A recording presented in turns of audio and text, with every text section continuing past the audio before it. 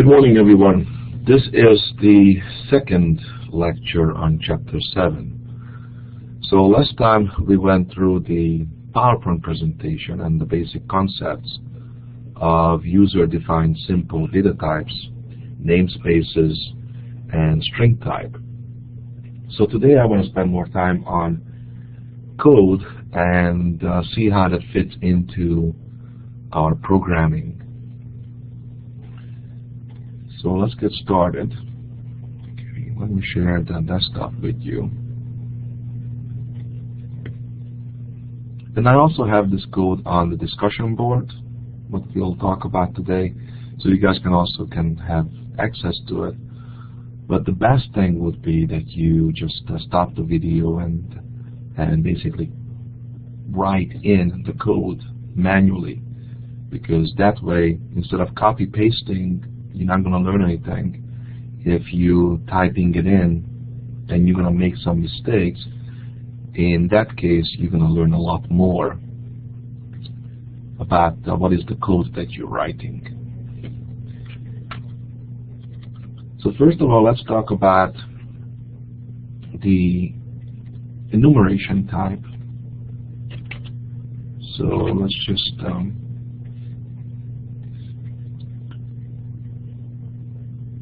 copy that over my source code. And copy this first.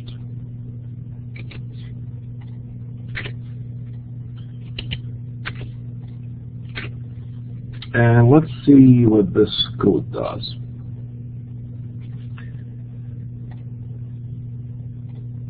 So here you can see that we have an enumeration type. Okay. So when you have this enumeration type, you are able to use sports as a data type. And when we have sports as a data type, we can also send that data type to a function, and we can also receive that data type. So last time we talked about that enumeration types can be passed and returned from passed to and returned from functions. So in this case we have an enumeration type with elements. And if you look at the element, now there's going to be specific to IDE. So if you highlight or put your cursor over each one of the elements, you can also see the integer value for each one of these elements. And you can see that if I did not use any assignment operator, it will automatically start at 0. Now we can start at different value. Okay. Now soccer is 10, and that makes baseball 11, tennis 12, ping pong 13, volleyball 14, and water polo 15. Remember the rule? The rule just says that this should be an sorted and ordered set where the values are increasing, right? So we can have something like baseball is 20, tennis is 30, ping pong is 40, volleyball is 41, water polo is 42, right? So they don't have to be consecutive. The distance between the values do not have to be consistent. And now you can see that whatever the assignment is, the assignment value is, that is the value that the next identifier takes on. Now, why would you not do something like this? Okay, well, let me show you here in a second.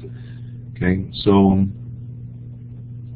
let's say we have this line of code. Okay? I like soccer. What is soccer? Soccer is integer 10.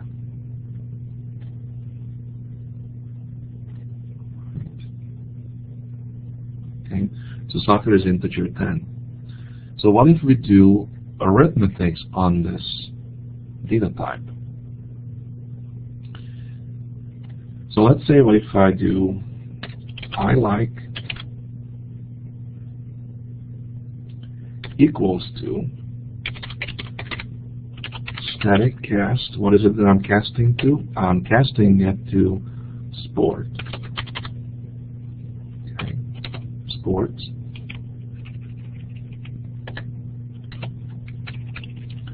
And I want to do arithmetics on the existing sport.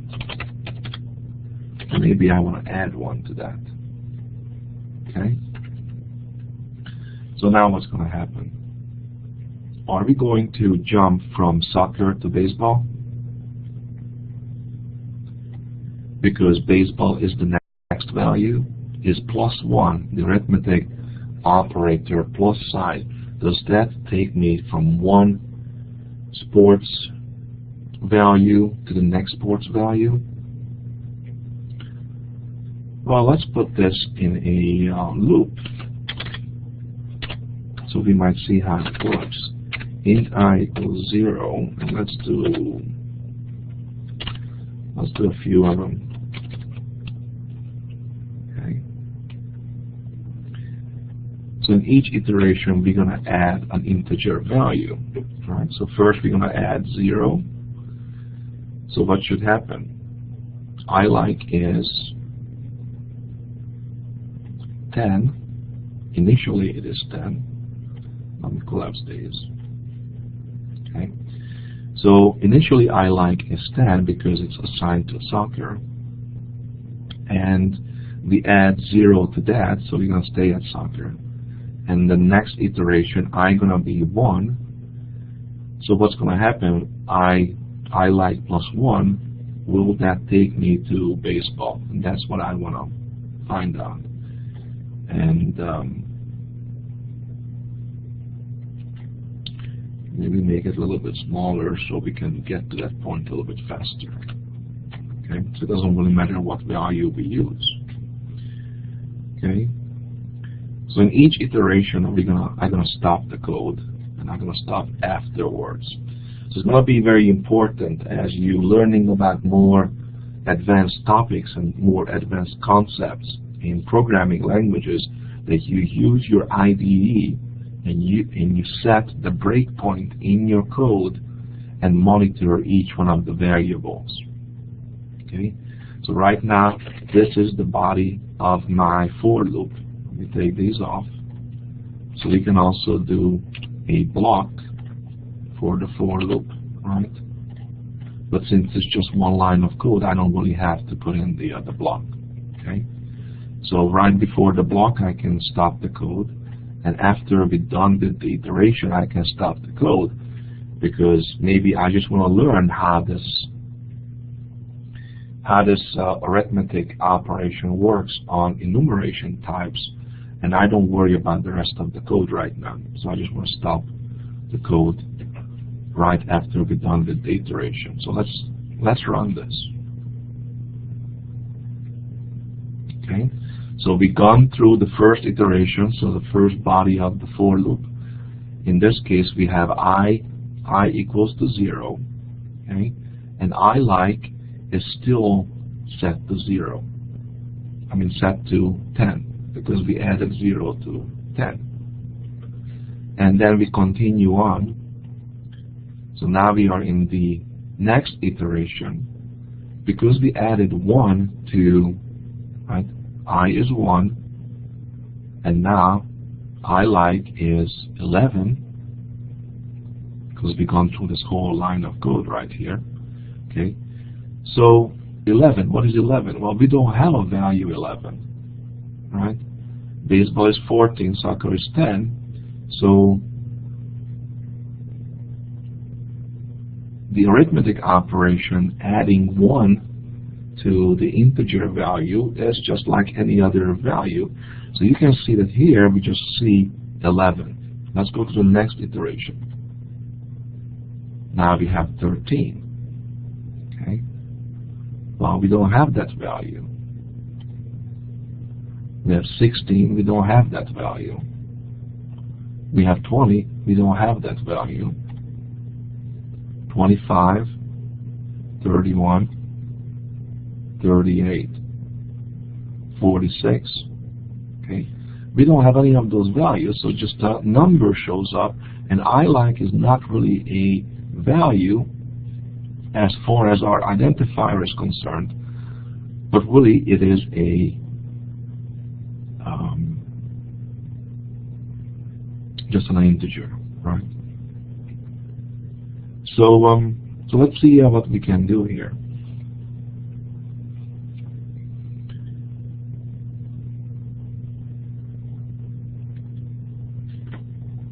When we replace this with 10, so let's just add 0, 1, 2, 3, and so forth to 10.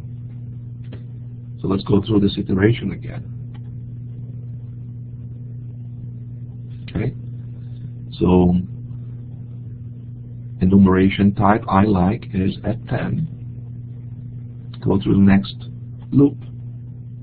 Now we are at 11. We only see the actual value, which is just an integer, even though the type of the variable is sports. We just see 11. Then we have 12, 13. Now 14, we have the next value. Okay, so the main point is that if you are adding something to an enumeration type, okay, sometime when you add a value to it, you might land on the next enumeration type identifier, or you might not. So you have to be very careful. Okay, so the next one is 30. So let's just 15, 16. We do not have an enumeration parameter matched yet. 26, 27, 28, 29. But at 30, we got to tennis. Okay. So the arithmetics, how you work with enumeration, is very easily seen if you use your IDE and you're using your breakpoints in your code, and that's how you learn how enumeration type works. So make sure that you do use your IDE and you monitor your variables. Okay, so and then we can take away the breakpoint. So at this point, you know, something like this might not work because I like is at soccer, and soccer is 10 and baseball is 14. So if I would like to set I like to 14, right? Then I would really need to add 10 to that, because I like is 10. That's going to be the integer value, plus 4 makes it 14, and baseball going to be 14. Now the problem is that when we have the integer value of the enumeration type, we cannot just display the identifier, right? So this parameter within the sports enumeration type, okay, this looks like a string, but this is just an identifier following the identifier naming convention. This is kind of like a variable that is pointing to a memory location, right? So it's kind of like the same thing. Like if I have a variable, right, let's say age, you cannot display age. You can display the value of age, but not the word age. So we need to convert that. So how do we convert it? And that is where we can create a function that we can use throughout our program, and it might look like it's an extra word, but you only have to do this once.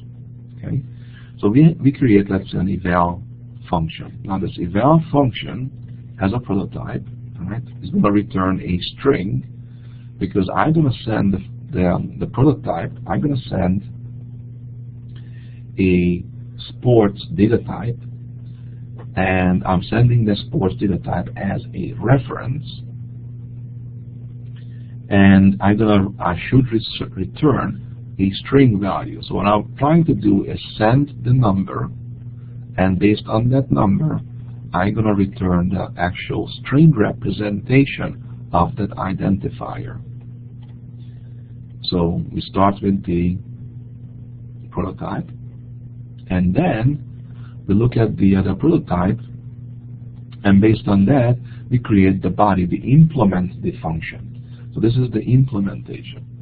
So we are receiving the sports enumeration type, but remember, sports enumeration type is integral data type, so it will work in the switch statements, because switch requires us to have integer or integral data type sent to it.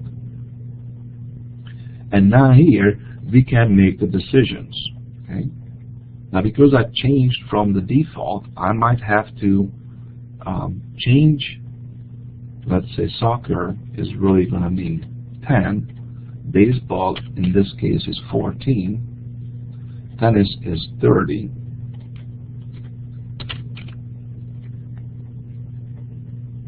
ping pong is 40,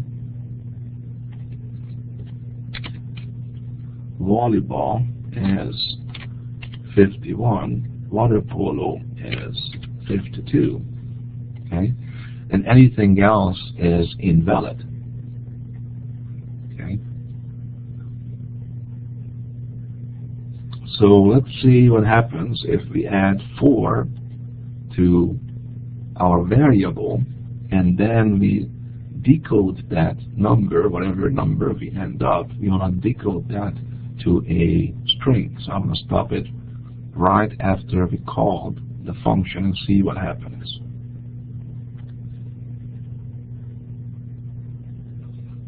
Okay. Do you see when we put in the breakpoint, we can see that the I like is changed to 14, and 14 is a valid value, and 14 also gives us a valid value when we're trying to decode it. Okay, so in this case, the terminal just minimizes, so you just have to click on it. So you can see that we went from soccer to baseball. Right? So we started from soccer, okay, and after we displayed the string value of I like variable, which was assigned soccer. Okay, right now we added 4 to it, and now it displays baseball because we added the right amount of value. So let's stop this one and go ahead and add just 1 to it and see what happens. Right? What is soccer? Soccer is 10. Add 1 to that. So we run the code. Okay. I like is at 11. So when we look at it, I have no clue what is the sport that you like. Okay. So so right now, it might not make sense if you change the default values and you just read the chapter and read the book and say, okay, well, probably if I add 1, because some people might misunderstand it, probably if I just add 1 to the enumeration type, I'm going to automatically jump to the next proper value in the enumeration type, and that's not the case. You are really just working with integers and adding 1 to it, just adding to the default value. And that is why most people would, if you don't need to, then you can just reset these back to defaults. If you reset them back to defaults, now soccer is 0, baseball is 1, tennis 2, ping pong 3, volleyball 4, and then water polo 5. Okay, so this way it is a lot easier You need to start at 0, right? But you can see if you're monitoring your values and you're using the IDE gives you a lot of help figuring out what is the value that you really need to set to, right? Just by putting your cursor over your enumeration type values, and you can see that these are really set back to default. Okay, so now we can add 1 to the enumeration type. So when we start with soccer, soccer is 0. Adding 1 to it should give us baseball. Okay, so you can see that we went from soccer to baseball just by adding 1 to our enumeration type. And now it does mean every time you add 1 to it, you're gonna look at the next value. Okay, so if we would repeat this, right? So if we change it twice, okay, let's just look at it after the first change and what happens after the second change, right? So we are at baseball, so we went from original soccer, now we are at baseball, continue on to the next, and now we are at tennis, number 2, and that is the value that we're displaying to the user. So it's not the next value, but the second value. Okay. What else could we have done to get to the second value? We can get rid of this line of code, right? And we could have just given or added 2 to the original value. Okay. So it is really interesting how this might work, but you need to have a little bit of practice. Okay. Now another thing that you can do, which you might be using for maybe games, right? So let's say you have a guessing game or a prediction game. Okay, I try to predict what kind of sports that you like. Okay, so in this case we might have to use this with random numbers, right? Okay, so what if we would create a srand time null, and then we have an integer. Let's just call it rand, and call the random number, and then we need to mod it. What is it that I need to do?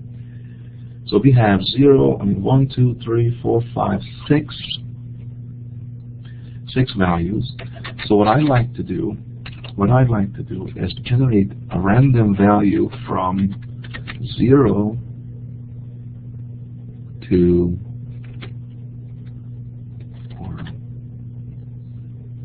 let's do 0 to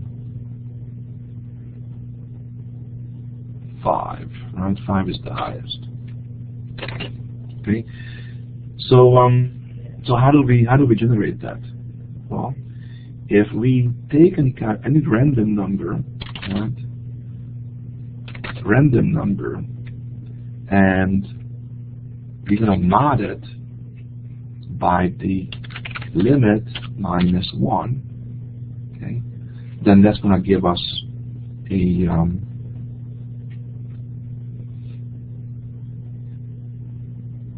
range, or in this case it's going to be, in this example it will be limit plus 1. So I create, the limit would be 5. 5 would be the highest value. So how do I create that? Well, I need to mod this value by 6. Okay, so if we mod it by 6, that's going to give us a value range of 0 through 5. Okay, so in order to use this, we need another library. So we need include. We're going to make windows.h.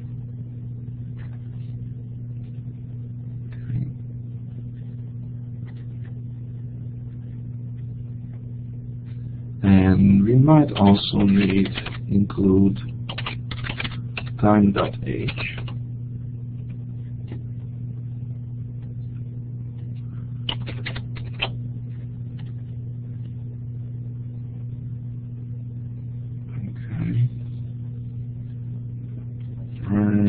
Let's call it random. Okay. So now we can use the random number, and then we're gonna have value range from 0 through 5. If we mod whatever random number we're gonna return, which is time-based, we mod it by 6, we're gonna get a return value 0 through 5. So now here, what we can do is we can add a random value to it, right? So I don't even know what sport you like. Okay, so let's see what's going to happen. Okay, so we run it first.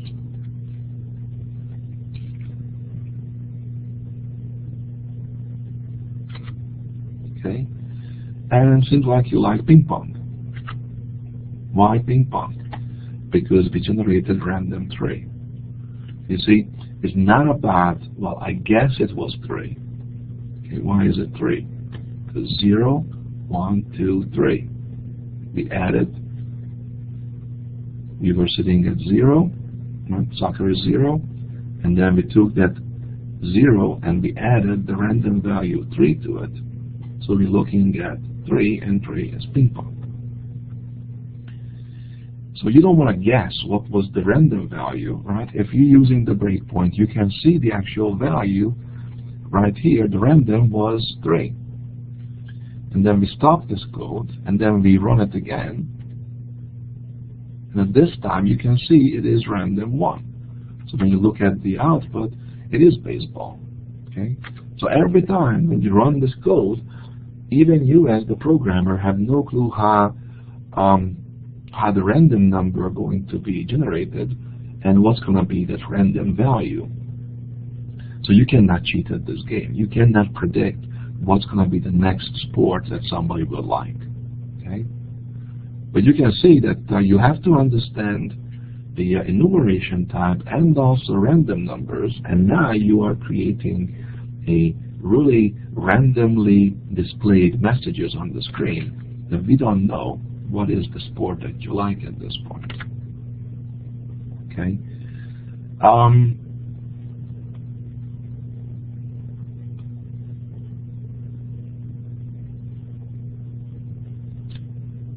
So hopefully this helps you understand how enumeration type works. Most people do get confused by this. Okay. So let's look at the namespace. What is a namespace? So in the namespaces, why do we use namespace? First of all, right? We use the namespace because global identifiers have the same scope. So if you're using a third-party library, or right now we're using, let's say, time.age and windows.age and all these different libraries, what if these libraries use global identifiers, let's say semester? It's least likely that any of these libraries are going to use it. But what if they do?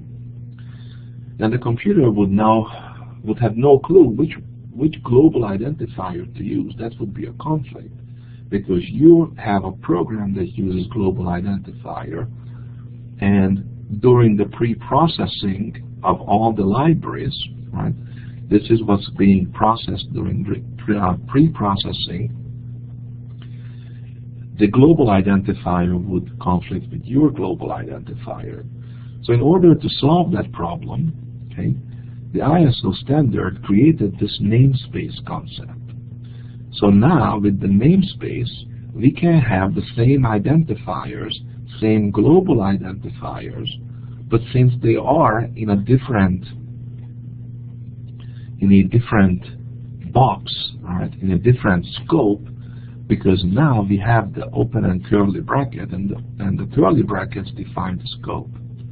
So any identifier defined within a block has a lifespan of that block, right?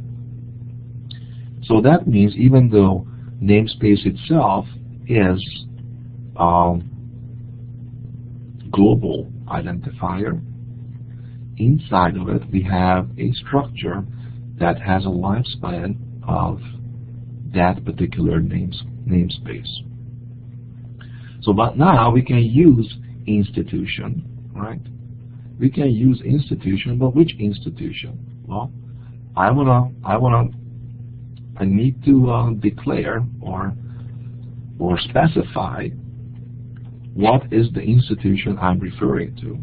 And now, within the namespace Richland College, the institution is going to be looking at, within Richland College, the institution and the value of that institution.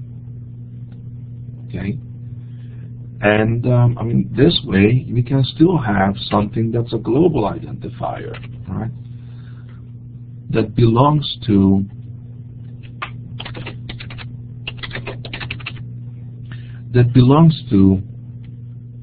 a default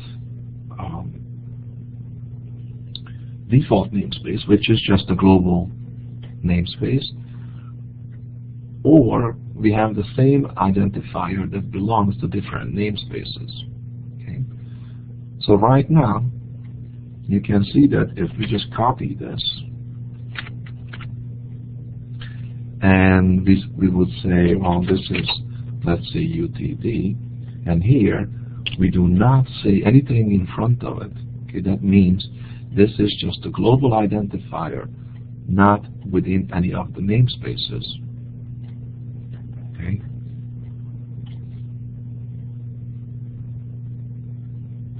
And when we run this code, you can see that the first one accessed the Richland College namespace, the second one accessed the UTD namespace, and the third one accessed just a generic global identifier. But we're still using the same identifier name, which is institution. Okay? So I think it's a pretty simple concept to understand. I think it's really clever way of solving confusion with global identifiers. But it's very simple to use. It's very simple to implement. Okay. So hopefully this also helped you understanding what namespaces are and why do we use them. So let's look at our strings. So you have a lot of example code that is given to you by the book author. So you guys can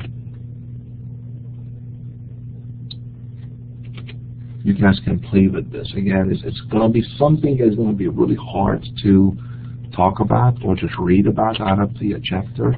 What you really need to do is run all the samples, all the code. Okay. So now here what I did is I took all the sample code that came with the chapter, and I just concatenated, or basically brought all the source code together into one source file. Okay, and that is in the discussion board under Chapter 7 summary if you want to look at it. But what I would suggest, the way that you look at this, okay, is make sure that you look at it kind of like what we did in Chapter 3. Okay, I really liked the way how the author actually suggests that when you have a string, okay, when you have a string of data, let me just copy it over here, right? So we have a string of data. Everything that's going to be in this section of the book, you have to look at it from a point of view of any string is just a collection of characters, and each character has a position value. So capital P is position 0, lowercase r is position 1, I is 2, N is 3, T is 4, and so forth. Right? So printing out the index value, the position value of each character, is going to help you a lot in order to understand this chapter. Right? So this way you can see really fast that this is the 9th character, which is index value 8. So the next space is at 10, at index value 14, which is character 15. Okay. So because of this, what I would suggest that you also practice your knowledge of chapter 3 and also chapter 6. And we're talking about functions, right? Now we know how to create functions. So really here, I just added this function. Okay. So when you talk about the function can have parameters, right? So in this case, we have a void function. So the void function does not return anything, but it displays something.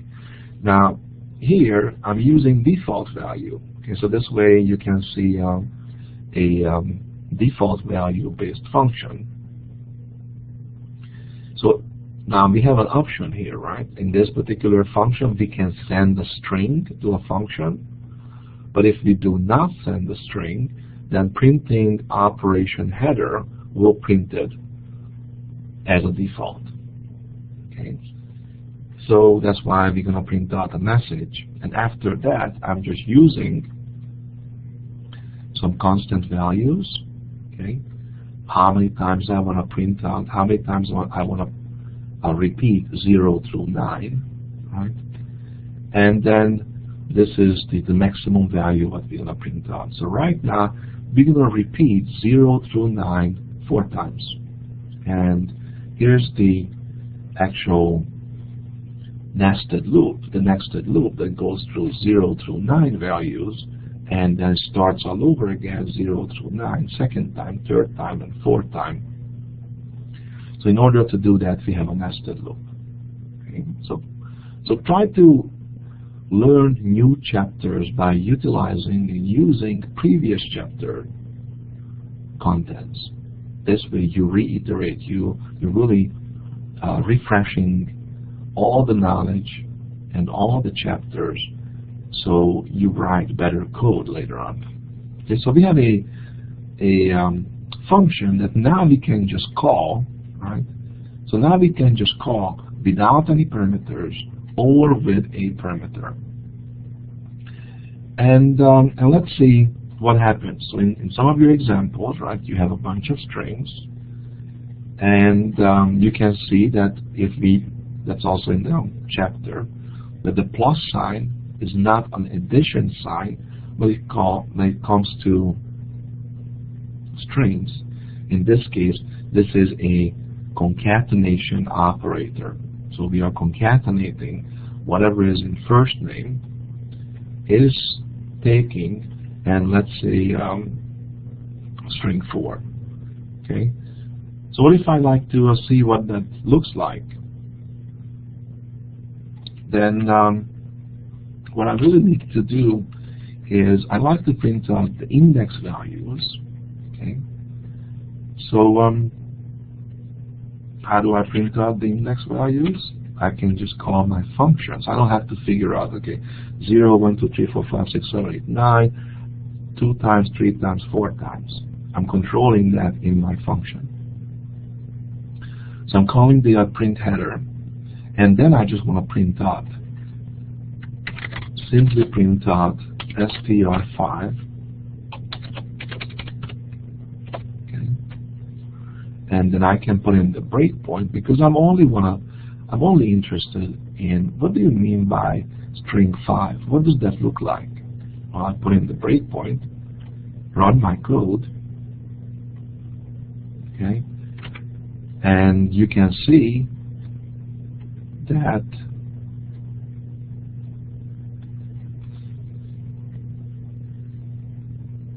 there is first name. That's where the first name is, Elizabeth. Okay, Elizabeth, 1, 2, 3, 4, 5, 6, 7, 8, 9 characters. Okay, 0 through 8, 9 characters. So where does that space comes from? I don't know. And then you look at your string, you look at the concatenation. That space is not this space or this space, right? That's just part of the statement. The space comes from this space right here, because we have a space in front of the string and at the end of the string.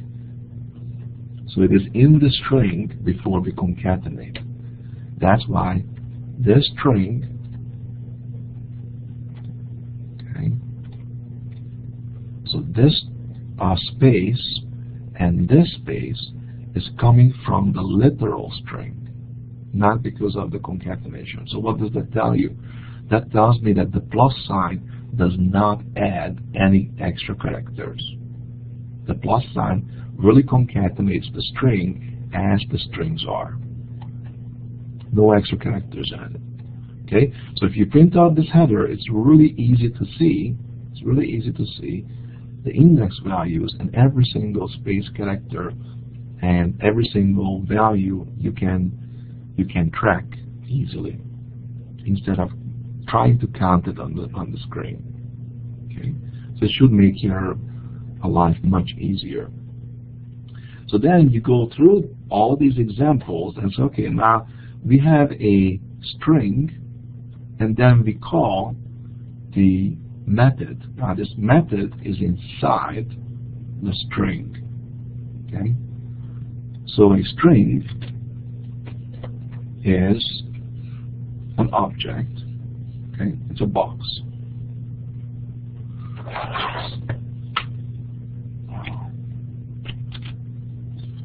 Let me see if I can draw a box. Okay, so we have a box, and that box is called a, think about it like a string box. Okay, now we have a variable that we created that's pointing to that box of string type. Now what is that variable called? It is str3 in this case. So within the box we have the actual string somewhere stored.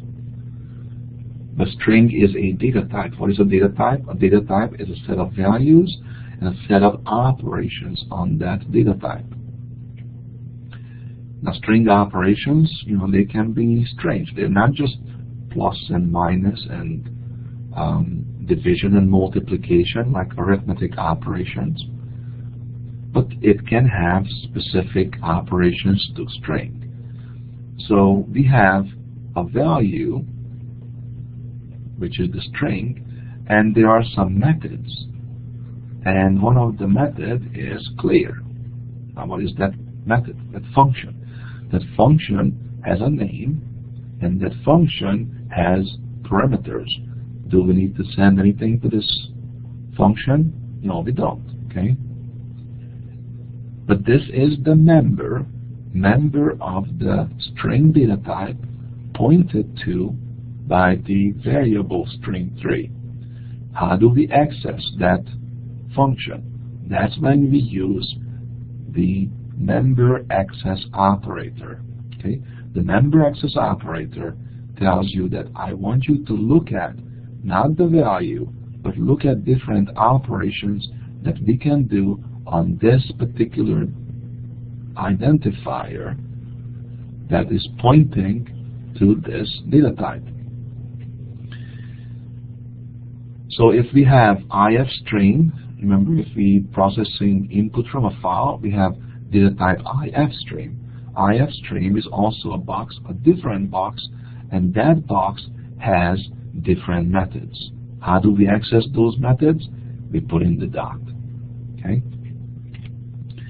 So the nice thing about the IDE, okay, why you would not want to write programs, let's say in Notepad, because here when I type in str3 dot, what you're doing is you're looking inside the box and you look at all the different, you see the whole list that pops up because you have the dot. The whole list pops up and shows you what methods are available. And this is the method that we use right now, which is clear. Okay? And what do we need to do with clear? Nothing, but because the parentheses are empty. Okay? But by now we know how to use somebody else's functions, because we know what a function looks like. We can even write our own functions. But what is the result? What's going to happen when we call this function? And that's what I want to know right now. So right now I just want to stop the code before I call the clear function, and I'm going to display the string, the original string. And then we are going to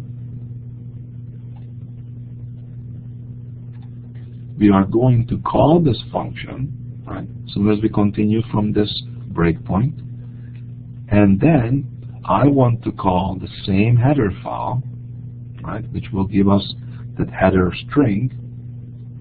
At this time, I'm calling the same function with a string. So I'm not going to invoking the default string like I did in this case when I called it with no string at all. Here, I'm giving a message printing value after clear function call on string 3, and then I'm printing out the value of string 3, and that's where I stop. That's where I want to stop the program. So let's see what happens. Okay, so at this point I'm looking at string 3. So you can see how the program stops at this point, and you can see your variable. If you click on that little wide triangle, you can expand, and you can see how a string is not a simple data type. It has a structure inside of it. And you can see we have size, we have capacity. Those are individual variables holding information inside that box that's a data type of string. And each one of the characters within the string is held in a character data type. You see how C has a position value of 0. So now when we look at the output, okay, so you can either look at your identifiers within your IDE to identify the character positions. But also, in our case, in this particular example, we are also printing out the index value on the screen, and you can see that C is 0, O is 1, M is 2, which is the actual placement value for each one of the characters. Okay, so visually you can see exactly what is the index value for each one of the characters. And that's why we're doing it. Okay, so we have the strings. String 3, str3 holds this information. Let's continue on. Right? Now we have called the clear function inside str3. Now what happened? Okay, here's str3, and if you look at it, the only thing that we have is size. Size is back to 0. And capacity is 31. But look at the double quotation marks, right? There is no space between the double quotation marks, but that means it is an empty string. Okay? And now when we actually look at the output, you can see that there is the index value. We had computer science. Now we have another header file, but we have not printed anything out, right? So what does the clear function do? The clear function actually takes away the values, which are the character, the group of characters that used to hold all the characters, but now it holds nothing, but still has the size and the capacity. Right? So the capacity is still 31, and now the size is 0. What was the size before? When you notice, well, let's run it again. Right? Look at the string 3. It says size is 16. Let's look at our output. Okay, what is output? Okay, 0 through 9 is 10 characters, and then 0 through 5 is another 6 characters. Right away you can see, without one by one counting all the characters, here you can look at the header and you can see it's 16 characters. And now you can see that the size is really holding the number of characters. So why is it important for us in computer science? Well, we can actually see if a string is empty or not just by looking at a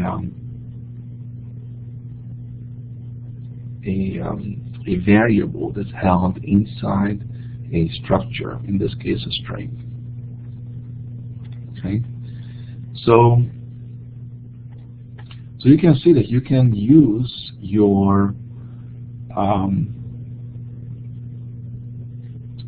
IDE to stop the code and see exactly what is in each one of your variables. Okay, so let's see, how does this empty? So what's the difference between empty and clear? So I'm not really sure what is the difference between that.